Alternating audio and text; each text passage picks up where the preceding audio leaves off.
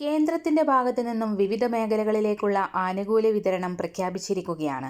ദീപാവലി പ്രമാണിച്ച് വമ്പൻ സഹായങ്ങളാണ് ഗുണഭോക്താക്കളുടെ ആധാർ അധിഷ്ഠിത ബാങ്ക് അക്കൗണ്ടുകളിലേക്കും അല്ലാതെയും എത്തിച്ചേരുക. എല്ലാവിധ സർക്കാർ അറിയിപ്പുകൾക്കുമായി ഈ ചാനൽ സബ്സ്ക്രൈബ് ചെയ്യുക. വ്യക്തിഗത ഇൻഷുറൻസിൽ GST ഉൾപ്പെടെയുള്ള കാര്യങ്ങൾ എടുത്തുമാറ്റുന്നതിന് തീരുമാനമായതിന് പിന്നാലെയാണ് വമ്പൻ പ്രഖ്യാപനം എത്തിയിരിക്കുന്നത്. രാജ്യമെമ്പാടുമുള്ള കർഷക ഗുണഭോക്താക്കൾക്ക് ആനുകൂല്യം ലഭ്യമാകുന്ന സാഹചര്യത്തിൽ കേരളത്തിൽ നിന്നുൾപ്പെടെയുള്ള 25 ലക്ഷത്തോളം വരുന്ന ആളുകളുടെ ആധാർ അധിഷ്ഠിത ബാങ്ക് അക്കൗണ്ടുകളിലേക്ക് പ്രധാനമന്ത്രി കിസാൻ സമ്മാൻ നിധി യോജനയുടെ 21ാം ഗഡുവായ 2000 രൂപയുടെ വിതരണം കൂടി ദീപാവലിയോടനുബന്ധിച്ച് ആരംഭിക്കുകയാണ്.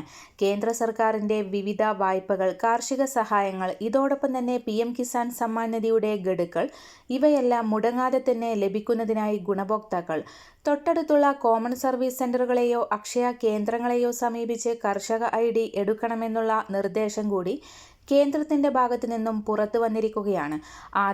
ആധാറുമായി ബന്ധപ്പെടുത്തിയിട്ടുള്ള മൊബൈൽ നമ്പറും കർഷകന്റെ കൃഷിഭൂമി സംബന്ധിച്ചിട്ടുള്ള രേഖകളും കരമടച്ച രസീതും ഉൾപ്പെടെയുള്ള രേഖകളുമായി എത്തിയാണ് ID ജനറേറ്റ് ചെയ്യേണ്ടത്. കേന്ദ്ര പോർട്ടലിന്റെ തകരാർ മൂലം കർഷക ID ജനറേറ്റ് ചെയ്യാൻ കഴിയാതെ പോയ ഗുണഭോക്താക്കൾക്കും അത് ജനറേറ്റ് ചെയ്യാവുന്നതാണ്. ഇത് സംബന്ധിച്ചിട്ടുള്ള സുപ്രധാന പ്രഖ്യാപനങ്ങൾ ഉടൻ തന്നെ ഉണ്ടാകും. ഒക്ടോബർ മാസത്തിൽ കുടിശ്ശിക തീർത്ത് ഗുണഭോക്താക്കൾക്ക് വിതരണം ആരംഭിക്കുമെന്ന് നേരത്തെ തന്നെ റിപ്പോർട്ടുകൾ സൂചിപ്പിച്ചിരുന്നതാണ്. അതിന് പിന്നാലെയാണ് വീണ്ടും ഗുണഭോക്താക്കൾക്ക് സന്തോഷ വാർത്ത എത്തിയിരിക്കുന്നത്. സാമൂഹിക സുരക്ഷാ ക്ഷേമനിധി പെൻഷൻ ഗുണഭോക്താക്കൾക്ക് പുറമെ കാലങ്ങളോളമായി പെൻഷൻ തുക കുടിശ്ശികയായി കിടക്കുന്ന കെട്ടിട നിർമ്മാണ മേഖലയിൽ ഉൾപ്പെടെയുള്ള ആനുകൂല്യ വിതരണമാണ് സംസ്ഥാന ധനവകുപ്പിന്റെ ഭാഗത്തു നിന്നും ആരംഭിക്കുന്നത്.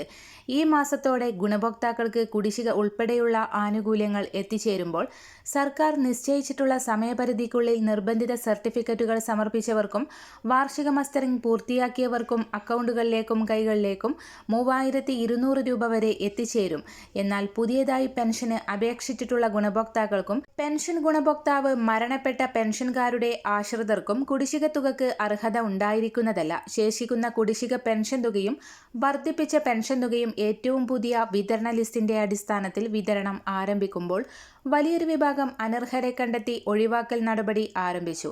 നടപടി ആരംഭിച്ചതിന്റെ ഭാഗമായി അനർഹമായി വാർദ്ധക്യകാല പെൻഷൻ കൈപ്പറ്റിയ ആളുകൾക്കെതിരെ പലിശ സഹിതം തിരിച്ചടക്കൽ നോട്ടീസ് നൽകിക്കഴിഞ്ഞു. മാനദണ്ഡങ്ങൾ ലംഘിച്ച് 84,600 രൂപ കൈപ്പറ്റിയെന്നാണ് കണ്ടെത്തിയിരിക്കുന്നത്. 18% പലിശ സഹിതം 99,828 രൂപ തിരിച്ചടക്കണമെന്നുള്ള നിർദ്ദേശമാണ് ഇപ്പോൾ ഇങ്ങനെയുള്ള ആളുകൾക്ക് നൽകിയിരിക്കുന്നത്. ഇതോടൊപ്പം തന്നെ വിധവാ പെൻഷൻ കൈപ്പറ്റുന്നവരിൽ പലരും പുനർവിവാഹം ചെയ്തതായി കണ്ടെത്തിയിട്ടുണ്ട്. ഇതിനു പുറമെ ഗുണഭോക്താവ് മരണപ്പെട്ടിട്ടും അത് മറച്ചുവെച്ചുകൊണ്ട് ആശ്രിതർ പെൻഷൻ തുക കൈപ്പറ്റുന്നത് ശ്രദ്ധയിൽപ്പെട്ടിരിക്കുന്ന സാഹചര്യത്തിൽ ഇത്തരത്തിൽ അനർഹമായി കൈപ്പറ്റിയ പെൻഷൻ തുക പലിശയടക്കം തിരികെ പിടിക്കുന്ന നടപടികളിലേക്കാണ് സംസ്ഥാന സർക്കാർ പോകുന്നത്. ഈ മാസത്തിൽ പെൻഷൻ വിതരണം സജീവമായി കൊണ്ടിരിക്കുന്നത് സെപ്റ്റംബർ മാസത്തെയാണ്. ക്ഷേമനിധി ബോർഡുകൾ വഴി സർക്കാർ സഹായത്തോടുകൂടി പെൻഷൻ വിതരണം ചെയ്യുന്ന വിവിധ മേഖലകളിലേക്കുള്ള ഗുണഭോക്താക്കളിൽ 8 ലക്ഷത്തോളം വരുന്ന ആളുകളിൽ പല ആളുകൾക്കും 1600 രൂപ വീതം എത്തിച്ചേരാത്തതായിട്ടുണ്ട്. ഇങ്ങനെയുള്ള ഗുണഭോക്താക്കൾക്ക് ഇന്നു മുതൽ തുക എത്തിച്ചേരും. NSIP വിഭാഗത്തിൽപ്പെടുന്ന ഇന്ദിരാഗാന്ധി ദേശീയ വാർദ്ധക്യകാല പെൻഷനുകൾ, വിധവാ പെൻഷനുകൾ, ഭിന്നശേഷി പെൻഷനുകൾ കൈപ്പറ്റുന്ന NSIP പെൻഷൻ ഗുണഭോക്താക്കൾക്ക് 200 മുതൽ 500 രൂപ വരെയുള്ള കേന്ദ്ര വിഹിതത്തിൽ കുറവ് വന്നിട്ടുണ്ട്. ഇത്തരത്തിലുള്ള പെൻഷൻ ഗുണഭോക്താക്കൾക്ക് തുക വിതരണം ചെയ്യുന്നതിലേക്കായി സംസ്ഥാനം മുൻകൂർ അടിസ്ഥാനത്തിൽ പണം അനുവദിച്ചിട്ടുണ്ടെങ്കിൽ പോലും ഒട്ടുമിക്ക ഗുണഭോക്താക്കൾക്കും 1200, 1400 എന്നിങ്ങനെയാണ് തുക എത്തിച്ചേർന്നിട്ടുള്ളത്. ഇങ്ങനെയുള്ള ആളുകൾക്കും വരും ദിവസങ്ങളിൽ തന്നെ വിതരണം പൂർത്തിയാക്കും. മസ്റ്ററിംഗ് ഉൾപ്പെടെയുള്ള സർക്കാർ മാനദണ്ഡങ്ങൾ വിജയകരമായി പൂർത്തിയാക്കിയ ഗുണഭോക്താക്കൾക്ക് വരാൻ പോകുന്ന തദ്ദേശീയ തിരഞ്ഞെടുപ്പുകൾ കൂടി കണക്കിലെടുത്തുകൊണ്ട് ഒക്ടോബർ മാസത്തോടുകൂടി കുടിശ്ശിക തീർത്ത് വിതരണം ആരംഭിക്കുമ്പോൾ ഓരോ ഗുണഭോക്താവിനും 3200 രൂപ വീതം എത്തിച്ചേരും. മറ്റൊരറിയിപ്പ്, കേന്ദ്ര സർക്കാർ ജീവനക്കാർക്കുള്ള ഏകീകൃത പെൻഷൻ പദ്ധതിയിൽ അതായത് UPSൽ ചേരാൻ ഓപ്ഷൻ നൽകാനുള്ള സമയപരിധി നവംബർ 30 വരെ നീട്ടിയിട്ടുണ്ട്. സെപ്റ്റംബർ 30 വരെയായിരുന്നു നേരത്തെ നൽകിയിരുന്ന സമയം. ഏപ്രിൽ 1 മുതലാണ് പദ്ധതി നടപ്പാക്കിയത്. 2025 ഏപ്രിൽ 1 സർവീസിലുള്ളവരും NPS പദ്ധതിയിൽ ഉൾപ്പെടുന്നവരുമായ ജീവനക്കാർ 2025 ഏപ്രിൽ 1 അല്ലെങ്കിൽ അതിനുശേഷം സർവീസിൽ ചേരുന്നവർ, NPSന് കീഴിലുണ്ടായിരുന്ന 2025 മാർച്ച് 31 അതിനു മുൻപോ വിരമിച്ചവർ എന്നിവർക്കാണ് പദ്ധതിയിൽ ചേരാൻ അർഹത. മറ്റൊരറിയിപ്പ്, സംസ്ഥാന സർക്കാർ സ്ഥാപനമായ സപ്ലൈകോയിൽ പൊതുവിപണിയെ അപേക്ഷിച്ച് അവശ്യസാധനങ്ങൾക്ക് വലിയ വിലക്കുറവ് പ്രഖ്യാപിച്ചു. അരി, പയറുവർഗ്ഗങ്ങൾ, പഞ്ചസാര, വെളിച്ചെണ്ണ തുടങ്ങിയവ സബ്സിഡി നിരക്കിൽ ലഭിക്കുന്നതിനാൽ സാധാരണക്കാർക്ക് ഇത് വലിയ ആശ്വാസമാണ്. സബ്സിഡി നിരക്കിൽ സാധനങ്ങൾ വാങ്ങുന്നതിനായി ഉപഭോക്താക്കൾ റേഷൻ കാർഡ് കരുതേണ്ടതാണ്. അരി ഉൾപ്പെടെയുള്ള പ്രധാന പലവ്യഞ്ജനങ്ങൾക്ക് സപ്ലൈകോയിൽ വളരെ കുറഞ്ഞ വിലയാണുള്ളത്. വെളിച്ചെണ്ണ വാങ്ങുമ്പോൾ 1/2 ലിറ്റർ സബ്സിഡി നിരക്കിലും ശേഷിക്കുന്ന 1/2 ലിറ്റർ പൊതുവിപണി നിരക്കിലുമാണ് ലഭിക്കുക. 1 ലിറ്റർ വെളിച്ചെണ്ണയുടെ ആകെ വില 319 രൂപയാണ്. പൊതുവിപണിയിൽ 466 രൂപ വിലയുള്ള വെളിച്ചെണ്ണയാണ് സപ്ലൈകോയിൽ വളരെ കുറഞ്ഞ വിലക്ക് ലഭ്യമാക്കിയിട്ടുള്ളത്. മറ്റൊരറിയിപ്പ്, PF മിനിമം പെൻഷൻ 1000 രൂപയിൽ നിന്ന് 2500 രൂപയായി വർദ്ധിപ്പിച്ചേക്കും.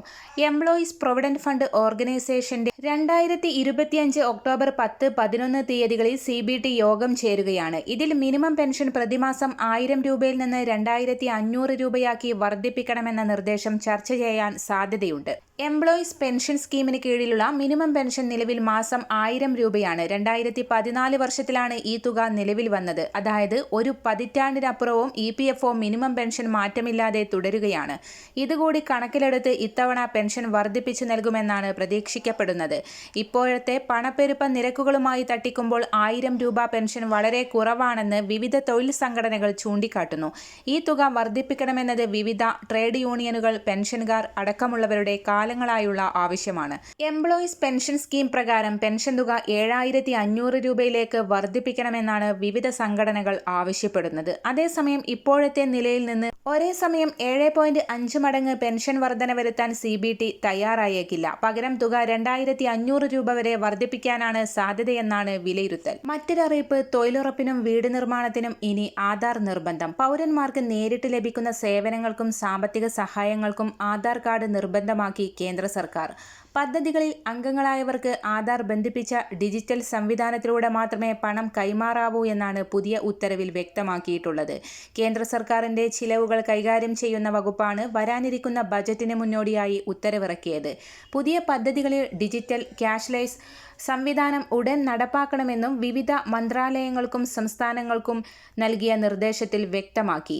അടുത്ത ഏപ്രിലിന് ശേഷം തുടരുന്ന പദ്ധതികളും ഉത്തരവിൽ ഉൾപ്പെടും. പൊതുസേവനങ്ങൾ മെച്ചപ്പെടുത്തുകയും സുതാര്യത ഉറപ്പുവരുത്തുകയുമാണ് ആധാർ ബന്ധിപ്പിക്കുന്നതിന്റെ ലക്ഷ്യം. തൊഴിലുറപ്പ്, വീട് നിർമ്മാണം, കൃഷി വികസനം, ഇൻഷുറൻസ് തുടങ്ങിയ വിവിധ കേന്ദ്ര സർക്കാരിന്റെ പദ്ധതികളിൽ അംഗങ്ങളായവരെ പുതിയ ഉത്തരവ് ബാധിക്കും. നവംബർ 11 മുതൽ പദ്ധതികൾക്ക് ഫണ്ട് ലഭിക്കാൻ എല്ലാ വകുപ്പുകളും സംസ്ഥാന സർക്കാരുകളും സ്പർശ് സംവിധാനം നടപ്പാക്കണമെന്ന് വകുപ്പ് നേരത്തെ നിർദ്ദേശം നൽകിയിരുന്നു. പുതിയ പദ്ധതികൾ തുടങ്ങുമ്പോൾ മന്ത്രാലയങ്ങൾ പ്രത്യേക വകുപ്പുകളോ തസ്തികകളോ സൃഷ്ടിക്കരുതെന്നും ഭരണപരമായ ചിലവുകൾ വർദ്ധിപ്പിക്കരുതെന്നും വകുപ്പ് നിർദ്ദേശം നൽകിയിട്ടുണ്ട്. മറ്റൊരറിയിപ്പ്, കഴിഞ്ഞ 1.5 വർഷമായി വീട്ടാവശ്യത്തിനുള്ള ഗ്യാസ് സിലിണ്ടറിന്റെ വില മാറ്റമില്ലാതെ തുടരുകയാണ്. ഏകദേശം 860 രൂപ മുതൽ 880 രൂപ വരെയാണ് കേരളത്തിൽ വിവിധ ജില്ലകളിലെ ഗാർഹിക ഗ്യാസ് സിലിണ്ടറുകളുടെ വില. ഗാർഹിക സിലിണ്ടറിന് ഏറ്റവും ഒടുവിൽ വില കുറച്ചത് 2024 മാർച്ച് 8-നായിരുന്നു. വനിതാ ദിനത്തിൽ വീട്ടമ്മമാർക്കുള്ള സമ്മാനമെന്നോണം 100 രൂപ കുറയ്ക്കുന്നതായി പ്രധാനമന്ത്രി നരേന്ദ്രമോദിയാണ് പ്രഖ്യാപിച്ചത്. വാണിജ്യ സിലിണ്ടറിന് വില തുടർച്ചയായി കുറച്ചെങ്കിലും വീട്ടാവശ്യത്തിനുള്ള സിലിണ്ടർ വില മാറ്റമുണ്ടായിട്ടില്ല. എണ്ണ കമ്പനികളുടെ കണക്കുപ്രകാരം കേരളത്തിലുള്ളത് 1 കോടിയോളം LPG ഉപഭോക്താക്കളാണ്. പ്രധാനമന്ത്രി ഉജ്ജ്വൽ യോജനയ്ക്ക് കീഴിൽ മാത്രം 3 ലക്ഷത്തോളം പേരുണ്ട്. അതുകൊണ്ട് തന്നെ ഗാർഹിക സിലിണ്ടറിന് വില വർദ്ധിച്ചാൽ അത് കുടുംബ ബജറ്റിനെ താളം തെറ്റിക്കും. എന്നാൽ വില വരും നാളുകളിൽ കൂടുന്നതിനു പകരം കുറയാൻ സാധ്യതയുണ്ടെന്നാണ് വിലയിരുത്തൽ. മറ്റൊരറിയിപ്പ്, ക്യാൻസർ രോഗികൾക്ക് ചികിത്സാർത്ഥമുള്ള യാത്ര സൗജന്യമാക്കി KSRTC.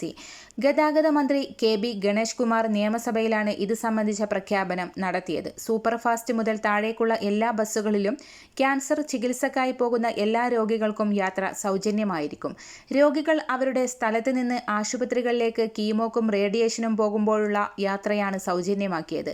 സ്വകാര്യ ആശുപത്രികളിലേക്ക് ചികിത്സക്ക് പോകുന്നവർക്കുൾപ്പെടെയുള്ള ഇത് ബാധകമായിരിക്കും. KSRTC ഡയറക്ടർ ബോർഡ് യോഗം ഇതിന് അംഗീകാരം നൽകുമെന്നും മന്ത്രി അറിയിച്ചു. മറ്റൊരറിയിപ്പ്, അറിയിപ്പ് സംസ്ഥാനത്തെ റേഷൻ കടകളുടെ പ്രവൃത്തി സമയം 1 മണിക്കൂർ കുറച്ച് പൊതുവിതരണ വകുപ്പ് ഉത്തരവിറക്കി. റേഷൻ കടകൾ ഇനി മുതൽ രാവിലെ 8-ന് പകരം 9-നാവും തുറക്കുക. രാവിലെ 9 മുതൽ 12 വരെയും വൈകിട്ട് 4 മുതൽ 7 വരെയുമാണ് പ്രവൃത്തി സമയം. 3 മാസം മുൻപ് ഭക്ഷ്യമന്ത്രി GR അനിൽ സമയമാറ്റം സംബന്ധിച്ച് നൽകിയ ഉറപ്പ് പാലിച്ചില്ലെന്ന് ചൂണ്ടിക്കാട്ടി റേഷൻ വ്യാപാരികൾ പ്രതിഷേധവുമായി രംഗത്തെത്തിയിരുന്നു. മറ്റൊരു അറിയിപ്പ് സംസ്ഥാനത്ത് ക്ഷേമ പെൻഷൻ വർദ്ധിപ്പിച്ചേക്കും. തദ്ദേശ തിരഞ്ഞെടുപ്പ് അടുത്തിരിക്കെ അടുത്ത മാസം തന്നെ ഇത് സംബന്ധിച്ച പ്രഖ്യാപനം നടത്താനാണ് തീരുമാനം. നിലവിൽ സംസ്ഥാനത്ത് 1600 രൂപയാണ് ക്ഷേമ പെൻഷൻ. ഇത് 400 രൂപ വർദ്ധിപ്പിച്ച് 2000 രൂപയാക്കാനാണ് സർക്കാർ തീരുമാനം. നവംബർ, ഡിസംബർ മാസങ്ങളിലായിരിക്കും കേരളത്തിൽ തദ്ദേശ തിരഞ്ഞെടുപ്പ് നടക്കുക. മാതൃകാ പെരുമാറ്റച്ചട്ടം നിലവിൽ വരുന്നതിന് മുൻപ് ക്ഷേമ പെൻഷൻ വർദ്ധിപ്പിക്കുന്നത് സംബന്ധിച്ച പ്രഖ്യാപനം ഉണ്ടായേക്കും. തദ്ദേശ തിരഞ്ഞെടുപ്പിന് ശേഷം ഏപ്രിൽ, മെയ് മാസങ്ങളിൽ നിയമസഭാ തിരഞ്ഞെടുപ്പും നടക്കും. ഇതിനു മുന്നോടിയായി ഒരിക്കൽ കൂടി ക്ഷേമ പെൻഷൻ വർദ്ധിപ്പിച്ചേക്കും. അതേസമയം പങ്കാളിത്ത പെൻഷൻ പിൻവലിക്കാനും സർക്കാർ തലത്തിൽ ആലോചന നടക്കുന്നുണ്ട്. ഇതുകൂടാതെ സർക്കാർ ജീവനക്കാർക്ക് ക്ഷാമബത്ത അനുവദിക്കുന്നതും ശമ്പള പരിഷ്കരണം പ്രഖ്യാപിക്കുന്നതും പരിഗണനയിൽ ഉണ്ട് എന്നാണ് വിവരം. മുഖ്യമന്ത്രി പിണറായി വിജയനും CPM നേതൃത്വവും തമ്മിലുള്ള ചർച്ചയ്ക്ക് ശേഷമായിരിക്കും ഇത് സംബന്ധിച്ച അന്തിമ തീരുമാനം ഉണ്ടാവുക. സർക്കാർ ജീവനക്കാർക്ക് 1 ഗഡു ക്ഷാമബത്ത അനുവദിക്കാനാണ് നീക്കം. 4% DA അനുവദിച്ച് നവംബറിലെയോ ഡിസംബറിലെയോ ശമ്പളത്തിൽ ലഭിക്കുന്ന തരത്തിലായിരിക്കും പ്രഖ്യാപനം നടത്തുക. അതേസമയം പങ്കാളിത്ത പെൻഷൻ പിൻവലിച്ച് അഷ്വേർഡ് പെൻഷൻ സ്കീം പ്രഖ്യാപിക്കാനാണ് ആലോചന നടക്കുന്നത്. ഇതിനായി സ്കീമിന്റെ വിശദാംശങ്ങൾ തയ്യാറാക്കി അവതരിപ്പിക്കും. ശമ്പള കമ്മീഷനെ വെക്കുന്നതും സെക്രട്ടറി തല സമിതിയെ നിയോഗിക്കുന്നതും സർക്കാരിന്റെ പരിഗണനയിൽ ഉണ്ട്. എന്നാൽ ഇതിന് ശമ്പള കമ്മീഷൻ തന്നെ വേണമെന്നാണ് CPMന്റെ സർവീസ് സംഘടനകൾ ആവശ്യപ്പെടുന്നത്. തിരഞ്ഞെടുപ്പ് സമയത്ത് പെൻഷൻ തുക വർധനവ് ലഭിച്ചു തുടങ്ങിയാൽ വോട്ടർമാരിൽ നിന്ന് അനുകൂല പ്രതികരണം ഉണ്ടാകുമെന്നാണ് സർക്കാർ വിലയിരുത്തൽ. നിലവിൽ 62 ലക്ഷത്തോളം പേർക്കാണ് 1600 രൂപ വീതം സംസ്ഥാനത്ത് പെൻഷനായി നൽകുന്നത്. 26.62 ലക്ഷം പേരുടെ ബാങ്ക് അക്കൗണ്ടുകളിൽ തുകയെത്തും. മറ്റുള്ളവർക്ക് സഹകരണ ബാങ്കുകൾ വഴി വീട്ടിലെത്തി പെൻഷൻ കൈമാറുകയാണ് ചെയ്യുന്നത്. സർക്കാർ ഇതുവരെ 42,841 കോടി രൂപയാണ് ക്ഷേമ പെൻഷൻ വിതരണത്തിനായി ചിലവഴിച്ചത്. മറ്റൊരറിയിപ്പ് മൊബൈൽ കണക്ഷൻ പോലെ LPG കണക്ഷനും പോർട്ട് ചെയ്യാവുന്ന പുതിയ നിയമങ്ങളും മാർഗനിർദ്ദേശങ്ങളും വരുന്നു. ഗ്യാസ് കണക്ഷനുമായി ബന്ധപ്പെട്ട സേവന കാര്യങ്ങളിൽ തൃപ്തരല്ലെങ്കിലും മറ്റൊരു കമ്പനിയിലേക്ക് മാറാനായാണ് പുതിയ നിയമം കൊണ്ടുവരുന്നത്. നിയമം നിലവിൽ വരുത്താനായി ഓഹരി ഉടമകളിൽ നിന്നും ഉപഭോക്താക്കളിൽ നിന്നും അഭിപ്രായങ്ങൾ ക്ഷണിച്ചിട്ടുണ്ട്. ഒക്ടോബർ പകുതിയോടെ അഭിപ്രായങ്ങൾ നൽകി തുടങ്ങാം. ഇത് പരിശോധിച്ച് പുതിയ നിയമം രൂപവൽക്കരിക്കാനാണ് തീരുമാനം. നിലവിൽ ഉപഭോക്താക്കൾക്ക് LPG വിതരണക്കാരെ മാത്രമേ മാറ്റാൻ സാധിച്ചിരുന്നുള്ളൂ. ഭാരത് ഗ്യാസാണ് നിങ്ങളുടെ കമ്പനിയെങ്കിൽ ഭാരത് ഗ്യാസിന്റെ ഒരു വിതരണക്കാരിൽ നിന്ന് മറ്റൊരു വിതരണക്കാരിലേക്ക് മാറാവുന്നതാണ്. അതിൽ നിന്ന് ഇന്ത്യൻ ഓയിലിലേക്ക് മാറാൻ സാധിച്ചിരുന്നില്ല. എന്നാൽ കണക്ഷൻ പോർട്ട് ചെയ്യാനുള്ള നിയമം വന്നാൽ നമുക്ക് മൊബൈൽ കണക്ഷൻ മാറും പോലെ ഗ്യാസ് കണക്ഷൻ മാറാനാകും. ഗ്യാസ് സിലിണ്ടറിന് ഒരേ വിലയാണെങ്കിൽ ഇഷ്ടമുള്ള ഗ്യാസ് കമ്പനി തിരഞ്ഞെടുക്കാൻ ഉപഭോക്താവിന് സ്വാതന്ത്ര്യമുണ്ടാകണം എന്നത് കണക്കിലെടുത്താണ് പുതിയ മാറ്റം വരുന്നത്. മറ്റൊരറിയിപ്പ് തദ്ദേശ തിരഞ്ഞെടുപ്പിനുള്ള വോട്ടർ പട്ടികയിൽ ഈ മാസം 14 വരെ പേര് ചേർക്കാവുന്നതാണ്. പട്ടിക എല്ലാ തദ്ദേശ സ്ഥാപനങ്ങളിലും വില്ലേജ്, താലൂക്ക് ഓഫീസുകളിലും സംസ്ഥാന തിരഞ്ഞെടുപ്പ് കമ്മീഷന്റെ വെബ്സൈറ്റിലും പരിശോധനയ്ക്ക് ലഭിക്കും. 2025 ജനുവരി 1-നോ അതിനു മുൻപോ 18 വയസ്സ് പൂർത്തിയായവർക്കാണ് അവസരം. വിവരങ്ങൾ തിരുത്താനും വാർഡ് മാറ്റാനും പേര് ഒഴിവാക്കാനും അപേക്ഷ സമർപ്പിക്കാം. അപേക്ഷകൾ സംസ്ഥാന തിരഞ്ഞെടുപ്പ് കമ്മീഷന്റെ വെബ്സൈറ്റിൽ ഓൺലൈനായി സമർപ്പിക്കണം. ആവശ്യമായ രേഖകൾ സഹിതം ഹിയറിംഗിന് നേരിട്ട് ഹാജരാകണം.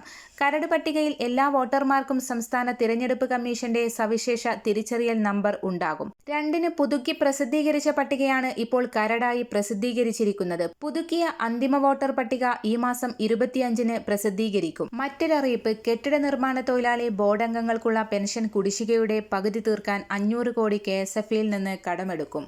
16 മാസത്തെ ക്ഷേമ പെൻഷനാണ് നിലവിൽ കുടിശ്ശികയുള്ളത്. കെട്ടിട നിർമ്മാണ തൊഴിലാളി ക്ഷേമനിധി ബോർഡിലെ താൽക്കാലിക തൊഴിലാളികളെ സ്ഥിരപ്പെടുത്തുന്നതിൽ ഹൈക്കോടതി സർക്കാരിന്റെ വിശദീകരണം തേടിയിട്ടുണ്ട്. സ്ഥിരപ്പെടുത്തുന്നതിലെ അധിക ബാധ്യതയടക്കം അറിയിക്കാനാണ് നിർദ്ദേശം. പെൻഷൻ എന്തുകൊണ്ട് വൈകുന്നുവെന്നും സ്ഥിരപ്പെടുത്തൽ പ്രാബല്യത്തിലായാൽ പെൻഷൻ വിതരണത്തെ ബാധിക്കുമോയെന്നും സർക്കാർ വിശദീകരിക്കണം. ബോർഡിലെ പ്രതിസന്ധിയുടെ പേരിൽ 16 മാസത്തെ പെൻഷൻ കുടിശ്ശികയുള്ള സാഹചര്യത്തിലാണ് 293 പേരെ സ്ഥിരപ്പെടുത്താൻ ശ്രമിക്കുന്നതെന്ന് ഹർജിയിലെ വാദം. മറ്റൊരറിയിപ്പ് PF ഇടപാടുകൾ കൂടുതൽ സുതാര്യമാക്കുന്നതിന്റെ ഭാഗമായി ഒറ്റ ലോഗിനിലൂടെ പ്രധാനപ്പെട്ട എല്ലാ ഇടപാടുകളും നടത്താനുള്ള സംവിധാനവും പ്രഖ്യാപിച്ചു.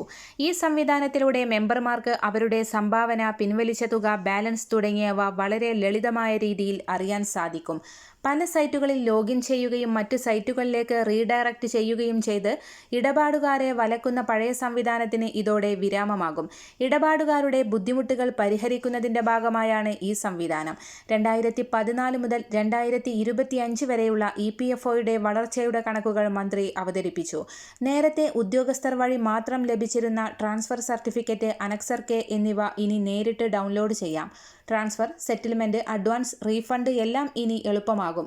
ഇതിന് നേരത്തെ സീനിയർ ഉദ്യോഗസ്ഥന്മാരുടെ അംഗീകാരം വേണമായിരുന്നു. ശമ്പളത്തിന് ആനുപാതികമായ ഉയർന്ന PF പെൻഷന് അപേക്ഷ നൽകിയവരിൽ 4/1 പേർക്ക് മാത്രമേ അതിന് അർഹതയുള്ളൂ എന്ന് എംപ്ലോയീസ് പ്രൊവിഡന്റ് ഫണ്ട് ഓർഗനൈസേഷന്റെ കണക്ക്.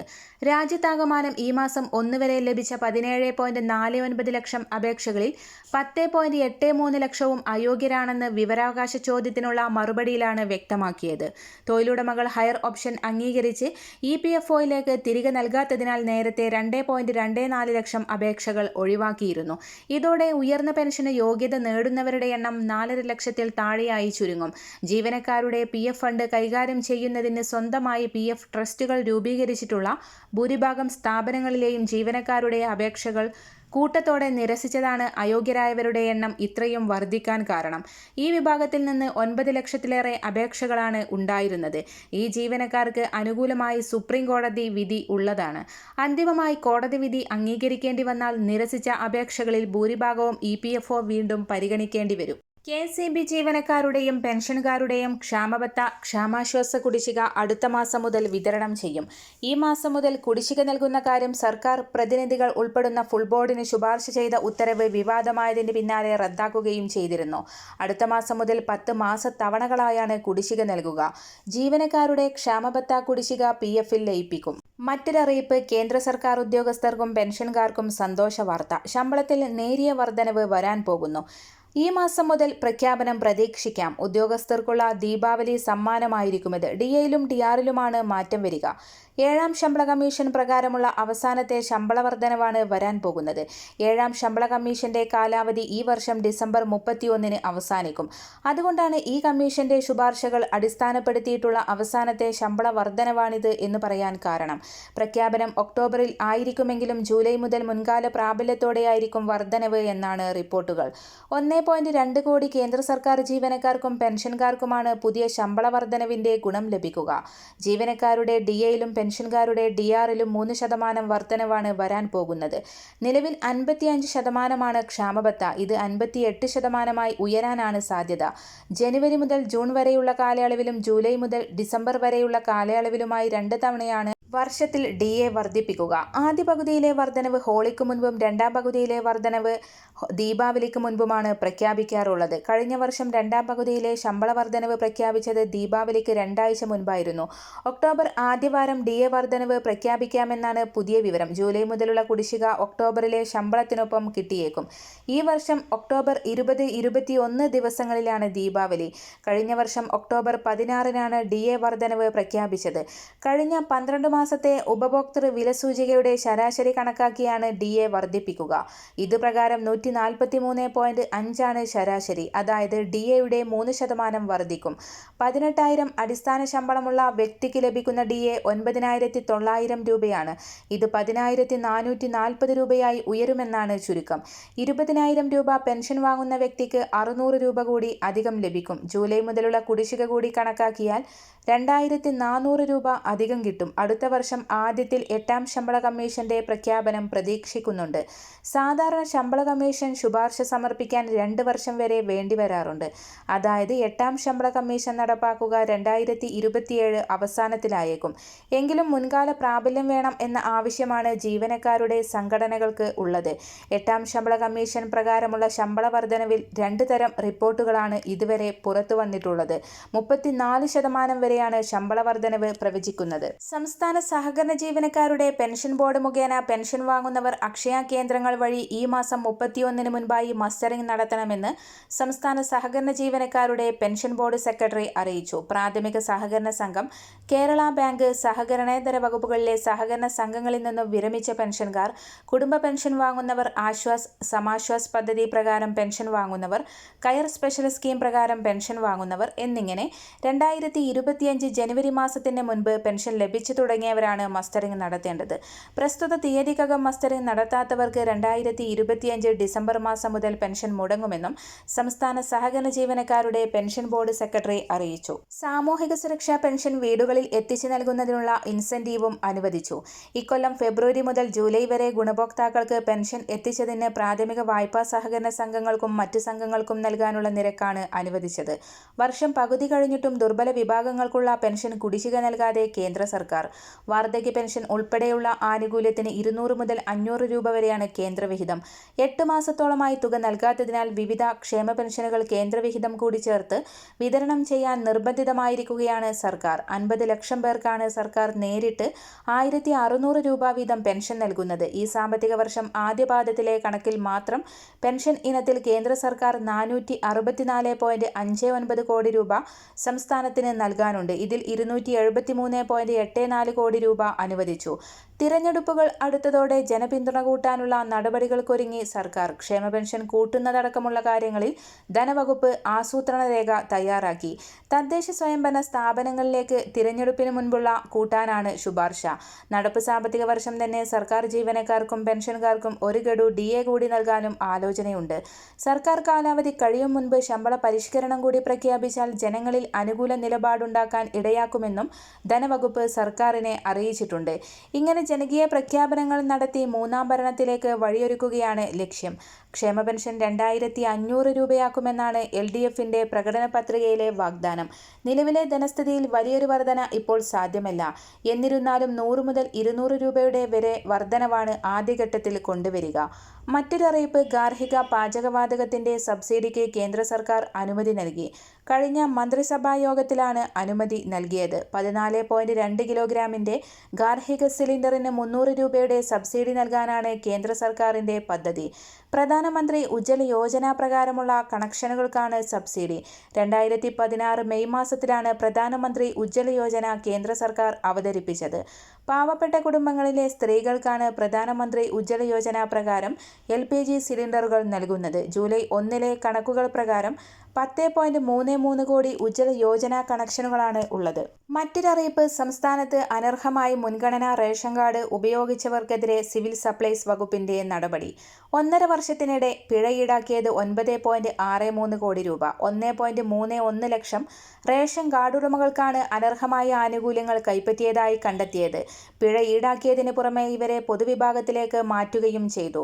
പൊതുവിതരണ ഉപഭോക്തൃകാര്യ കമ്മീഷണറുടെ ഓഫീസിൽ നിന്നുള്ള വിവരാവകാശ രേഖ പ്രകാരമാണ് ഈ കണക്ക്. അപേക്ഷിച്ചവർക്കെല്ലാം മുൻഗണനാ റേഷൻ കാർഡ് നൽകാനുള്ള നടപടി തുടങ്ങിയതിനൊപ്പമാണ് അനർഹരായവർക്കെതിരെ പിഴ ചുമത്തലും തുടങ്ങിയത്. ഇത്രയും പേരെ മാറ്റിയ ഒഴിവിലേക്കാണ് ഇനി അർഹരായവരെ കൊണ്ടുവരിക. പൊതുവിഭാഗം റേഷൻ കാർഡുകൾ മുൻഗണനാ വിഭാഗത്തിലേക്ക്, അതായത് BPL വിഭാഗത്തിലേക്ക് മാറ്റുന്നതിന് ഇപ്പോൾ അപേക്ഷിക്കാവുന്നതാണ്. ഓൺലൈനായി ഈ മാസം 20 വരെ അപേക്ഷ സമർപ്പിക്കാവുന്നതാണ്. സിവിൽ സപ്ലൈസ് വെബ്സൈറ്റിലെ സിറ്റിസൺ ലോഗിൻ വഴിയോ അക്ഷയ കേന്ദ്രങ്ങൾ വഴിയോ ആണ് അപേക്ഷിക്കേണ്ടത്. തദ്ദേശ സ്വയംഭരണ സെക്രട്ടറി നൽകുന്ന BPL സർട്ടിഫിക്കറ്റ് ഉള്ളവർ, അതായത് മുൻഗണനാ വിഭാഗത്തിൽ ഉൾപ്പെടാനുള്ള അർഹതയുണ്ടെന്ന സാക്ഷ്യപത്രം, മാരക രോഗമുള്ളവർ, പട്ടികജാതി വിഭാഗക്കാർ, പരമ്പരാഗത മേഖലയിൽ തൊഴിലെടുക്കുന്നവർ, നിർധന ഭൂരഹിത ഭവനരഹിതർ, സർക്കാർ ധനസഹായത്തോടെ ലഭ്യമായ വീടുള്ളവർ, ലക്ഷം വീട്, EMS ഭവന പദ്ധതി, ഇന്ദിര ആവാസ് യോജന പദ്ധതി, പട്ടികജാതി പട്ടികവർഗ നഗറുകൾ തുടങ്ങിയവ, ഭിന്നശേഷിക്കാർ എന്നിവർക്ക് മുൻഗണന ലഭിക്കും. അപേക്ഷയിൽ ഈ വിവരം നൽകുന്നതിനോടൊപ്പം ബന്ധപ്പെട്ട രേഖകൾ കൂടി സമർപ്പിക്കണം. 1000 ചതുരശ്ര അടിയിലധികം വിസ്തീർണമുള്ള വീട്, 1 ഏക്കറിലധികം ഭൂമി, സർക്കാർ, അർദ്ധ സർക്കാർ, പൊതുമേഖലാ സ്ഥാപനങ്ങളിലെ ജീവനക്കാർ, സർവീസ് പെൻഷൻകാർ, ആദായ നികുതി അടക്കുന്നവർ, കുടുംബത്തിന്റെ പ്രതിമാസ വരുമാനം 25,000 രൂപയിൽ അധികമുള്ളവർ, 4 ചക്രവാഹനം സ്വന്തമായുള്ളവർ, കുടുംബത്തിൽ ആർക്കെങ്കിലും വിദേശ ജോലിയിൽ നിന്നോ സ്വകാര്യ സ്ഥാപനത്തിലെ ജോലിയിൽ നിന്നോ പ്രതിമാസം 25,000 രൂപയിൽ അധികം വരുമാനമുള്ളവർ എന്നിവർക്ക് മുൻഗണനാ റേഷൻ കാർഡിന് അർഹത ഉണ്ടാവുകയില്ല. സംശയ നിവാരണത്തിന് അതത് താലൂക്ക് സപ്ലൈ സിറ്റി റേഷനിംഗ് ഓഫീസുമായി ബന്ധപ്പെടാവുന്നതാണ്. ജനകീയ പദ്ധതികളുമായി കളം നിറയാനുള്ള ശ്രമത്തിലാണ് സർക്കാർ. 2021 തുടർ ഭരണം സമ്മാനിച്ചതിൽ ഏറെ നിർണായകമായത് ക്ഷേമ പെൻഷനായിരുന്നു. എന്നാൽ കടുത്ത സാമ്പത്തിക പ്രതിസന്ധിയെ തുടർന്ന് പെൻഷൻ കുടിശ്ശികയായതിന്റെ പേരിൽ സർക്കാർ വലിയ വിമർശനം ഏറ്റുവാങ്ങേണ്ടി വന്നിരുന്നു. എന്നാൽ നിലവിൽ കുടിശ്ശികയില്ലാതെ പെൻഷൻ അതാത് മാസം തന്നെ നൽകാൻ പ്രത്യേക ശ്രദ്ധയാണ് പിണറായി സർക്കാർ പുലർത്തുന്നത്. വരും ദിവസങ്ങളിലെ സർക്കാർ അറിയിപ്പുകൾക്കും മറ്റു വാർത്തകൾക്കുമായി ഈ ചാനൽ സബ്സ്ക്രൈബ് ചെയ്യുക.